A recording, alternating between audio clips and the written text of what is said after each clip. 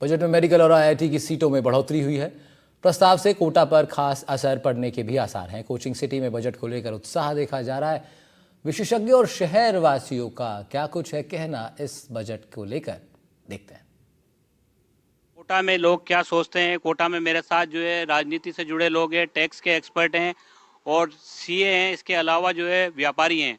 सीधे जो है लोगों से बात करते हैं। जी मयंक जी, इस तरह की उम्मीद की जा रही थी कि बजट बहुत अच्छा आएगा, 12 लाख वाले मध्यम वर्ग को बड़ी राहत मिली है। ये ऐसा बजट है जिसने आम जनता के दिलों में राज कर लिया है। 2001 में 1 लाख रुपए से स्टार्ट हुआ था, 2003 में 2 लाख और 2014 में 2.5 लाख कांग्रेस सरकार करके गई थी। भारतीय जनता पार्टी की सरकार है जिसने पहले इसको 5 लाख स्लैब पे लाए, फिर 7 लाख के स्लैब पे लाए 2023 में, और आज सीधा 12 लाख का स्लैब है। 12 लाख का स्लैब का मीन से इनकम टैक्स के जो मिल रहा है आम जन के लिए बहुत बड़ी राहत है। टैक्स को लेकर बात करें, आप लोग एक्सपर्ट हैं, क्या क्या रियायतें दी गई है और कितना फायदा इससे हो? बेसिकली अगर अपन देखें तो 12 लाख का जो इसमें रिबेट दिया है, साथ के साथ में एक एग्जम्पशन ड्यूटी दी है। जैसे अगर आपने एक्सपोर्ट के अंदर भी काफ़ी बेनिफिट किए गए हैं। सो जो पैसा है कंजम्पशन के लिए बचेगा, इससे इकोनॉमी में पैसे का बूस्ट होगा।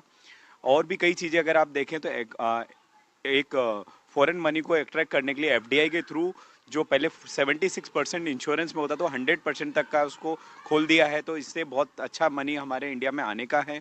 एंड एग्रीकल्चर जो फोकस एरिया उस पर बहुत अच्छे से ड्राइव किया गया। बहुत माइनॉरिटी में अगर आप देखेंगे बहुत जगह उनमें रिलैक्सेशन दी है और इनोवेशन पे बेनिफिट दिया गया है। तो ओवरऑल बजट हर तरह के साथ देखा जाए ध्यान रखते हुए बनाया गया है। बजट इकोनॉमी को पूरा सपोर्ट करता है। कैपिटल मार्केट भी इसमें अच्छा करेगा, इकोनॉमी भी अच्छा करेगा और देश के हर व्यापारी, हर सैलरीड व्यक्ति को भी ध्यान दिया गया है।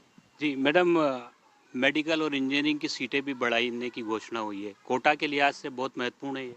बिल्कुल महत्वपूर्ण है, क्योंकि इंजीनियरिंग और मेडिकल की सीटें बढ़ेगी तो नो डाउट बच्चा और ज़्यादा ऑप्ट करेगा साइंस को, नीट के लिए, इंजीनियरिंग के लिए जाएगा और कोटा मूव ऑन करेगा। कोटा को तो इस समय ज़रूरत है कि बच्चे आए। तो ऐसा लग रहा है कि ये एक वेलकम स्टेप है हमारी माननीय फाइनेंस मिनिस्टर का, कि इससे कोटा में बच्चों की आवक बढ़ेगी और जो इकोनॉमी है वो और ज़्यादा बूस्ट होगी।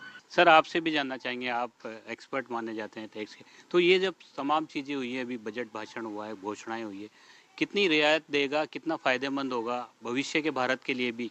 देखिए सर, अगर हम भविष्य के भारत की बात करें तो किसी भी देश का भविष्य डिपेंड करता है उसकी इकोनॉमी बूस्ट करने पर। और इकोनॉमी बूस्ट कब होती है? जब ज़्यादा से ज़्यादा एक्सपेंडिचर होगा इकोनॉमी में। तो इस बजट में अगर हम देखेंगे तो पूरी जो बजट की रूपरेखा है वो इसी तरह से तैयार की गई है कि ज़्यादा से ज़्यादा खर्चा हो।